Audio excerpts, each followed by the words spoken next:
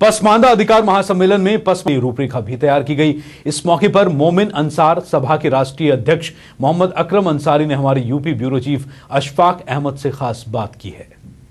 पसमानदा कौमों के लिए लगातार काम कर रहे हैं मोमिन अंसार सभा जो एसोसिएशन है वो उसके अध्यक्ष इस वक्त मोहम्मद अकरम अंसारी साहब हमारे साथ है, उन्हीं से बात करते हैं। क्या ये मोमिन अंसार सभा क्या है और किस तरह से आप जो पसमानदा समाज उसके लिए काम कर रहे हैं?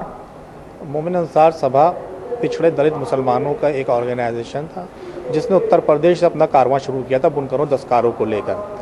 धीरे धीरे ये कारवां बढ़ता गया और उत्तर प्रदेश के कोने कोने में ज़िलों कस्बों से होता हुआ ये दूसरे प्रदेशों तक पहुंचते हुए आज ये वेस्ट बंगाल तक के पहुंच चुका है, जिसके अंदर हमारे वेस्ट बंगाल के प्रदेश अध्यक्ष अब्दुल कय्यूम अंसारी, बिहार के रिज़ाउर रहमान अंसारी, झारखंड के हमारे खालिद इकबाल साहब, दिल्ली के हमारे नियाज़ वारिस साहब, ऐसे पूरे देश के अंदर हमारे प्रदेश अध्यक्ष अपने साथियों के साथ पूरे देश में पसमानदा मुसलमानों को आरक्षण, रोजगार, शिक्षा और सुरक्षा के लिए काम कर रहे हैं।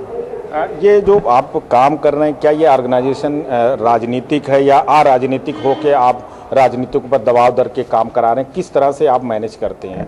मोमिन अंसार सभा एक ये गैर राजनीतिक पार्टी बन गई है जो हम लोग चुनाव लड़ाते नहीं है, पर अपने लोग किसी पार्टी हम लोगों को आरक्षण, रोजगार, शिक्षा, सुरक्षा देने की बात करती है उसको समर्थन देते हैं और पसमानदा समाज के लोगों को वहाँ भेजने का काम करते हैं, क्योंकि ऐसा मानना है मोमिन अंसार सभा का पसमानदा जब तक के ऊंचे सदनों में नहीं जाएगा, उसमें नेतृत्व पैदा नहीं होगा, वो तब तक के पसमानदा तरक्की नहीं कर सकता। इसलिए मोमिन अंसार सभा ने पूरे हिंदुस्तान भर में एक नॉन पॉलिटिकल पार्टी रहते हुए आज जिसने 5 राष्ट्रीय सम्मेलन कर दिए, आज ये 6ठा राष्ट्रीय सम्मेलन था, आज ये पसमानदाओं की हिंदुस्तान में सबसे बड़ी गैर राजनीतिक पार्टी बन गई है।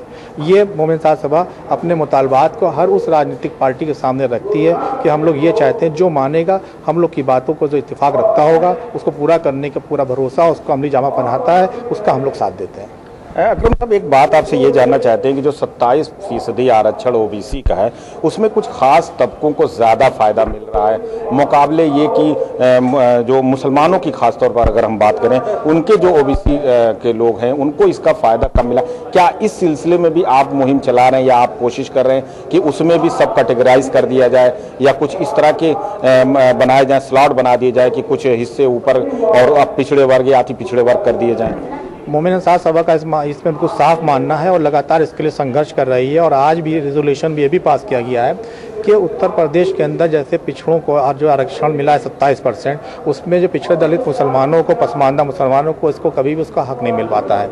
इसके लिए लगातार ये कहा जा रहा है कि हमको भी आरक्षण दिया जाए। उसके ऊपर सरकार ये कहती है कि हम लोग आरक्षण नहीं दे सकते, लेकिन हमारे ही प्रदेश के बराबर में बिहार प्रदेश है जहाँ कापुरी ठाकुर की तर्ज पर आरक्षण देने का काम किया जाता है। वहाँ पिछड़ों के अति पिछड़ा का एक डिवीज़न बना के उसमें रिजर्वेशन दिया जा रहा है। उसी तरीके से हम लोग की भी मांग है कि उत्तर प्रदेश के अंदर भी अगर ये पिछड़ों में अति पिछड़ा कर दिया जाएगा तो उसमें पसमानदा मुसलमान भी अलग हो जाएगा, जिसको उसको बहुत फ़ायदा मिलेगा। इसी के साथ और भी कुछ पसमानदा हिंदू बरादरियों को भी फ़ायदा मिलेगा। इससे ये होगा जो जिसके असली हकदार हैं वो उनको उनका हक मिल जाएगा और उसका सीधा सा रास्ता है कि बिहार की तर्ज पर कापुरी ठाकुर की तरह यहाँ भी उत्तर प्रदेश में भी ये कापुरी ठाकुर के फार्मूले पर लागू कर दिया जाए। बात करने के लिए बहुत बहुत शुक्रिया। तो ये थे मोहम्मद अकरम अंसारी साहब, जिनका जो पसमानदा जो मोमिन अंसार सभा है उसके अध्यक्ष है। इनका साफ ये कहना है कि आज़ादी के बाद से लेकर अब तक पसमानदा को जो उनका हक मिलना चाहिए था वो नहीं मिला, उसकी ये कोशिश लगातार कर रहे हैं और आगे भी करते रहेंगे।